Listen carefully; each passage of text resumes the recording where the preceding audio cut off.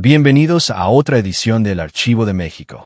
Hoy abriremos la puerta a los patios, pasillos y rincones de las vecindades, esos espacios donde miles de familias mexicanas no solo compartieron un techo, sino también sueños, carcajadas y dificultades.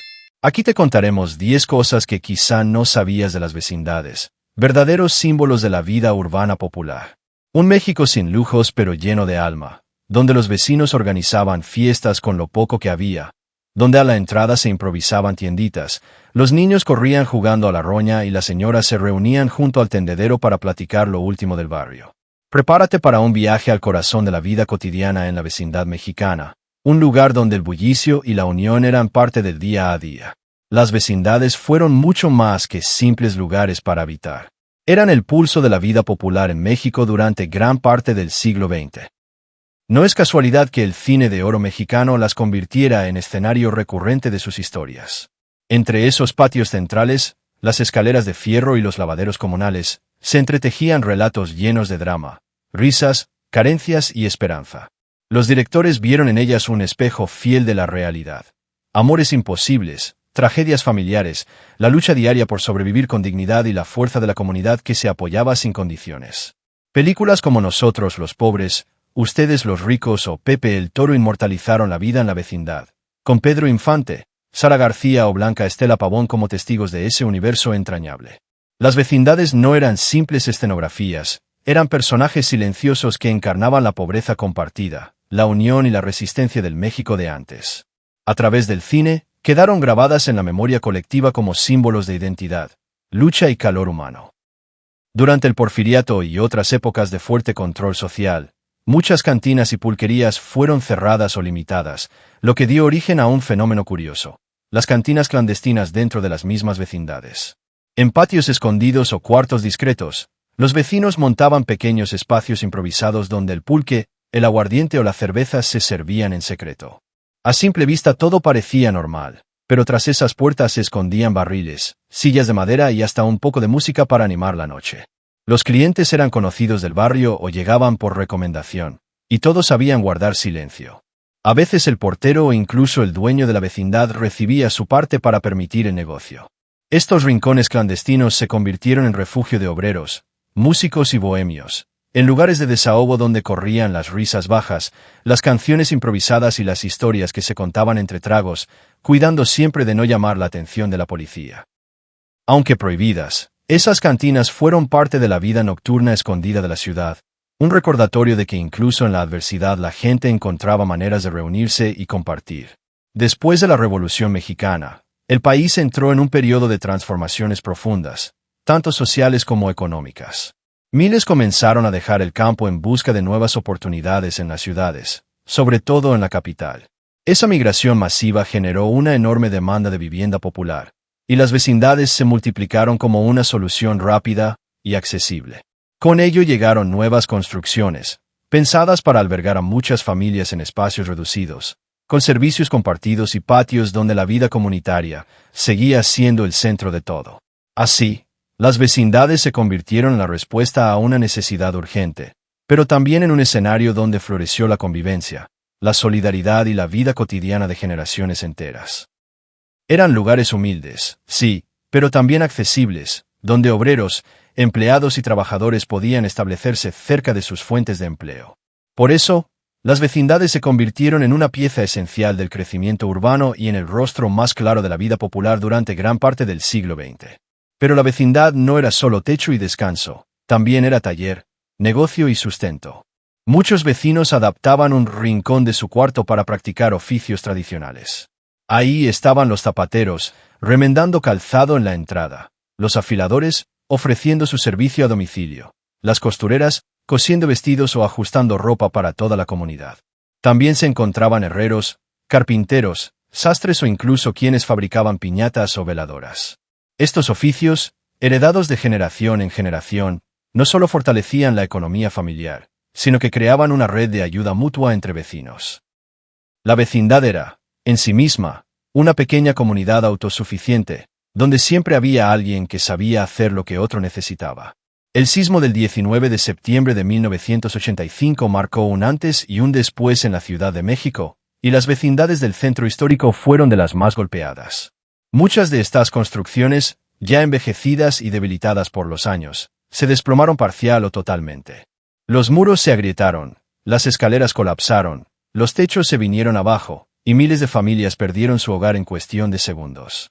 Pero no solo se trató de edificios derrumbados. Con cada vecindad que desaparecía, también se iban las memorias de generaciones enteras, las historias contadas en patios compartidos y la vida comunitaria que daba identidad a la ciudad. El sismo no solo sacudió la tierra, también desdibujó una forma de vivir profundamente arraigada en el corazón de México. Las vecindades, sin embargo, no solo guardaban vida cotidiana. También eran escenario de misterios y leyendas que pasaban de boca en boca. En esos espacios cerrados y llenos de convivencia era común escuchar relatos de apariciones, ruidos extraños o pasillos que parecían tener vida propia. Siempre existía ese cuarto que nadie quería rentar porque aseguraban que ahí espantaban, o las historias de una vecina que murió sola y cuyos pasos aún resonaban en la madrugada. Los niños decían ver cosas en los lavaderos, sombras que cruzaban en silencio o figuras que se escondían entre las escaleras. Y como todos vivían tan cerca, cualquier suceso se convertía rápidamente en un cuento colectivo que alimentaba el misterio. Estas leyendas, aunque daban miedo, también unían, porque se compartían con respeto, con nervios y hasta con un toque de humor. Hoy forman parte de la memoria oral de muchas generaciones que crecieron convencidas de que, en las vecindades, además de vida, también había fantasmas. Y si hay una representación que marcó para siempre la memoria popular de la vecindad, esa fue El Chavo del Ocho, creada por Roberto Gómez Bolaños. Aunque se trataba de una comedia, retrató con gran acierto la esencia de estos espacios, los patios compartidos, los pleitos entre vecinos, los juegos de los niños, la pobreza vivida con dignidad y el humor que florecía incluso en medio de la escasez. Don Ramón, Doña Florinda, la bruja del 71 y, por supuesto, el propio Chavo, se convirtieron en reflejos entrañables de personajes que cualquiera podía reconocer en su propia vecindad. La serie no solo hizo reír, también despertó nostalgia, porque mostró de manera sencilla y humana lo que era vivir en comunidad, con conflictos, con cariño y con esa calidez que solo se encuentra cuando la vida se comparte. Aunque hoy solemos asociar las vecindades con la pobreza, lo cierto es que también existieron vecindades de lujo, especialmente en zonas como Coyoacán, San Ángel o la colonia Roma. Estas no eran improvisadas ni deterioradas. Al contrario, estaban diseñadas con esmero. Patios amplios, detalles art deco o coloniales, baños privados, ventanales generosos y hasta azoteas adornadas con jardines. Eran espacios creados para familias de clase media alta que encontraban en la vida en comunidad un estilo práctico y elegante.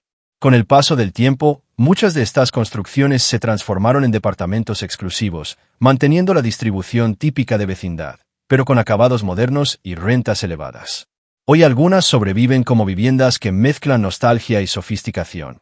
Lo que alguna vez fue un modo refinado de vivir en comunidad, ahora es un testimonio de cómo lo antiguo puede convertirse en lujo restaurado.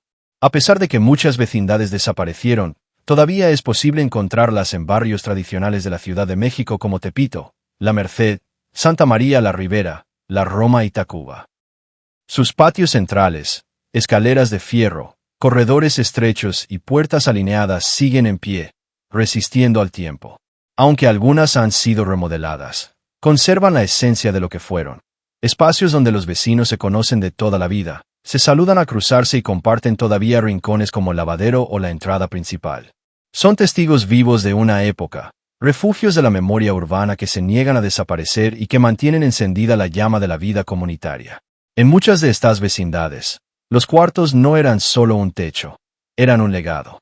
Aunque no existieran escrituras ni contratos, era común que el cuarto habitado por los abuelos pasara a los padres, y luego a los hijos, como una herencia no escrita, pero profundamente respetada.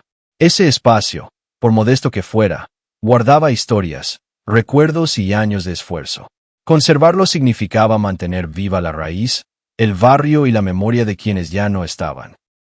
Así, generación tras generación, la vecindad se convertía en un hogar compartido, habitado no solo por los vivos, sino también por las huellas de la historia familiar. Muchas vecindades surgieron de las grandes casonas virreinales que fueron despojadas o abandonadas con el tiempo. Aquellas mansiones que antes pertenecían a familias adineradas terminaron vendidas a bajo costo o confiscadas, hasta que la necesidad de vivienda popular llevó a dividirlas en múltiples cuartos de renta. Lo que antes habían sido salones elegantes o patios privados, se convirtieron en baños comunes, lavaderos colectivos y espacios reducidos para varias familias. Así nacieron buena parte de las vecindades del centro histórico y de los barrios antiguos de la ciudad, antiguos palacios adaptados como refugio humilde para el pueblo trabajador. En estas vecindades, la privacidad prácticamente no existía. Los cuartos estaban tan juntos que bastaba alzar un poco la voz para que todo el patio se enterara de una discusión, de un secreto o de una carcajada. Las paredes eran delgadas, las ventanas daban al mismo corredor y las puertas solían estar abiertas. Se vivía, literalmente, puerta con puerta, donde cada paso, cada visita y cada pleito se convertía en conocimiento compartido. Era una vida en comunidad tan cercana, que la intimidad se desdibujaba, pero a cambio surgía un vínculo profundo, difícil de encontrar en la vida moderna. El baño y el lavadero eran compartidos, por lo que los encuentros eran inevitables y constantes. Aunque para algunos podía ser incómodo, esa dinámica generaba una convivencia intensa y muy particular, donde todos sabían todo, pero al mismo tiempo se cuidaban entre sí. Era una vida tan cercana que lo privado se confundía con lo comunitario, y de esa mezcla surgía un lazo que difícilmente se repite en la vida moderna. En muchas vecindades, la cocina tampoco era un espacio privado dentro del cuarto, sino una actividad al aire libre. En los pasillos o en los patios, las familias colocaban anafres, pequeñas estructuras de metal o ladrillo, donde encendían carbón para calentar el comal o las ollas. Desde muy temprano, el humo se elevaba, impregnando el ambiente con el olor a frijoles, tortillas recién hechas, café y guisos sencillos. Ese humo, aunque molesto para algunos, también era una señal de vida, el anuncio de que el día comenzaba, de que había movimiento y de que la vecindad respiraba. Así cerramos este recorrido por el pasado, recordando que las vecindades no fueron solo un lugar donde vivir, sino un universo completo, lleno de historias, comunidad y memoria compartida. Las vecindades son parte de nuestra historia, de nuestras familias y de esos recuerdos que siguen vivos en la nostalgia de quienes las habitaron. Con ese cariño que despiertan las raíces, nos despedimos hasta el próximo episodio del Archivo de México. Muchas gracias por acompañarnos en este viaje por la memoria.